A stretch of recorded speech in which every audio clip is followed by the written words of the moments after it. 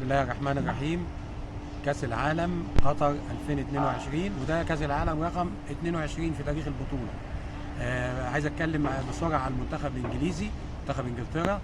المنتخب طبعا من ضمن المرشحين جدا في البطولة دي، وهو وصل قبل كده 16 مرة في كأس العالم، واحسن حاجة عملها خد البطولة 1966 كانت في انجلترا، وفاز على المانيا في النهائي 4-2 بعد وقت اضافي. طلع الرابع 1990 و2018 اللي هي اخر بطوله لما خسر من بلجيكا في الثالث والرابع. تشكيلته متوازنه ومعاهم نفس المدرب جاريث ساوث جيت، وفي نفس الوقت ان هو بيملك عناصر مميزه جدا جدا المره دي. نقط القوه عنده حارس المرمى طبعا جوردان بيكفورد، حارس ايفرتون، حارس كويس جدا جدا.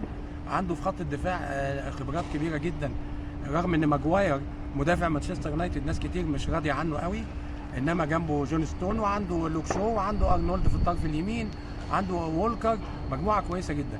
اقوى حاجه في المنتخب الانجليزي واللي مخوفه الناس اللي بتلاعبهم، عندهم قوه هجوميه عاليه جدا، وخاصه هاري كين نجم توتنهام وكابتن المنتخب، وفي نفس الوقت هداف كاس العالم 2018. هاري كين لوحده يساوي تلت فرقه.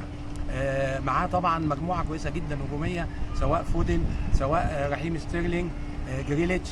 في نص الملعب في هندرسون قائد ليفربول. النواحي الهجوميه عندهم عاليه. الخوف عندهم من ان الوسط الدفاعي شويه، انه الارتداد عندهم بيبقى شويه، رغم ان انجلترا معروفه طول عمرها بقوتها الدفاعيه والهجوميه، لكن هي المره دي الناس متفائله جدا بالناحيه الهجوميه بالنسبه لها، والترشيحات بالنسبه لهم وصلت 12% للفوز بالبطوله.